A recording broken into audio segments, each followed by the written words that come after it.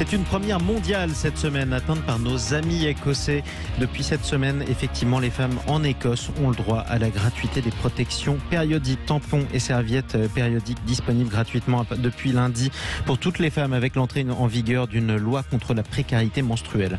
On en parle avec notre invitée qu'on accueille avec plaisir. Bonjour Louise Delavier. Bonjour. Soyez la bienvenue sur Sud Radio. Vous êtes directrice des programmes de l'association En Avant Toutes. Cette revendication, elle se fait depuis longtemps aussi en France pour lutter notamment contre ce qu'on appelle la précarité menstruelle. On va définir les termes tout de suite. D'abord, c'est quoi la précarité menstruelle ? La précarité menstruelle, c'est quand on n'a pas assez de dispositifs pour pouvoir gérer sereinement ses règles. Tous les mois, il y a beaucoup de personnes en France, plus de la moitié, qui ont quand même leurs règles. Donc, c'est un moment qui peut être vécu très sereinement parce que voilà, il y a des gens pour qui ça se passe bien.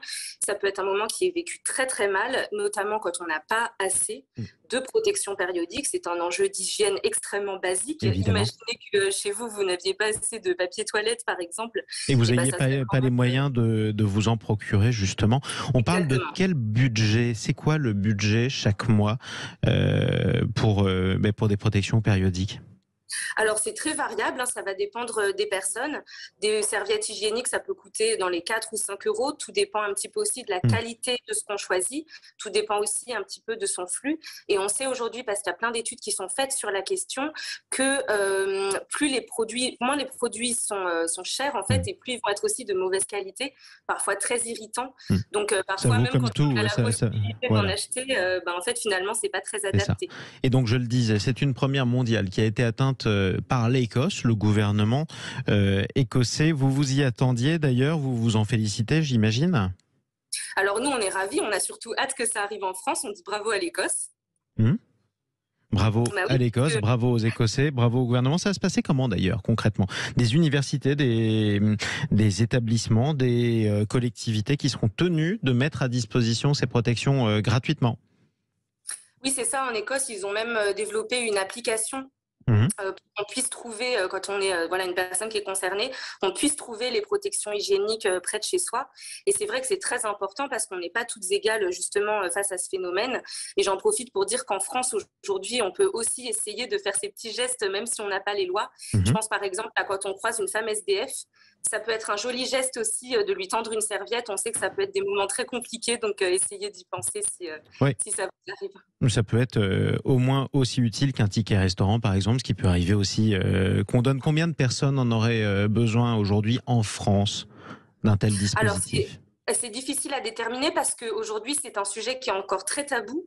Aujourd'hui, il y a beaucoup de femmes, notamment de jeunes femmes, qui n'en parlent pas du tout et qui se retrouvent, essayez d'imaginer quand vous passez un entretien d'embauche, quand vous passez un contrôle avec des bouts de sopalin dans votre culotte, à vous demander à regarder la chaise pour savoir si ça ne va pas faire des tâches, etc. Donc aujourd'hui, on a du mal à estimer ce phénomène, justement parce que la parole manque d'ouverture et manque d'écoute, surtout sur... C'est aussi pour ça que vous vous félicitez en fait de cette loi écossaise qui entre en vigueur, c'est-à-dire que concrètement, ça permet d'en parler tout simplement, y compris d'ailleurs sur Sud Radio en ce moment même.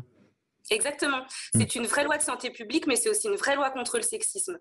Parce qu'on voit aujourd'hui que finalement, il y a très peu d'espace dans la société où on parle de ces problèmes-là. Là, par exemple, on a une grande compétition en Europe où il y a eu des athlètes femmes, des athlètes hommes, les championnats mondiaux d'athlétisme. On commence à parler un petit peu des sujets des règles là-dessus, mais c'est encore très rare. Effectivement, il y avait aussi les joueuses de l'équipe d'Angleterre de football qui avaient demandé de ne plus avoir des shorts blancs parce qu'effectivement, c'était compliqué quand on est une femme et quand on a ses règles et qu'on est en même temps en plein milieu d'un match filmé par la planète entière et diffusé en direct partout. On peut l'imaginer, c'est des moments de solitude que nous autres on a du mal par moment à appréhender. Qu'est-ce que vous dites au pouvoir public et aux députés français, j'imagine, de faire la même chose aujourd'hui ? Oui, on pourrait leur dire un petit peu, grouillez-vous même. On pourrait leur dire de prendre en compte cette question qui existe depuis la nuit des temps. Et aujourd'hui, on est dans des sociétés où on essaye de s'occuper un petit peu de la précarité. On pourrait le faire plus et commencer par là. Effectivement, aujourd'hui, alors ce dispositif n'existe pas en France, on le rappelle, il n'existe qu'en Écosse à ce stade. Comment on fait lorsqu'on est dans cette situation que vous qualifiez de précarité mensuelle ? Parce que malgré tout, il y a des associations, évidemment, il y a de l'aide. Donc vers qui on peut se tourner ? Oui, heureusement, il y a aujourd'hui les organisations étudiantes se saisissent par exemple beaucoup de cette question et mettent en place des dispositifs. Il y a de plus en plus d'établissements scolaires qui font ça par exemple.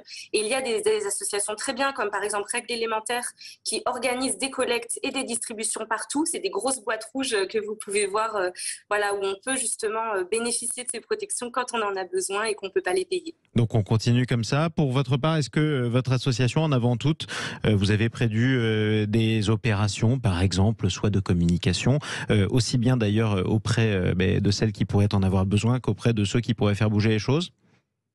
Oui, nous, on a beaucoup d'actions justement de prévention qui ne sont pas forcément tournées que vers la question des règles, mais qui les abordent très généralement, que ce soit dans les collèges, dans les lycées, dans les établissements scolaires, mais aussi en festival, où on essaye de parler avec les filles, mais aussi avec les garçons, parce que c'est vachement important, et de dialoguer en fait finalement sur cette thématique, tout le monde, pour que ça bouge un petit peu. Voilà. Casser un petit peu les tabous, c'est en tout cas le mot d'ordre.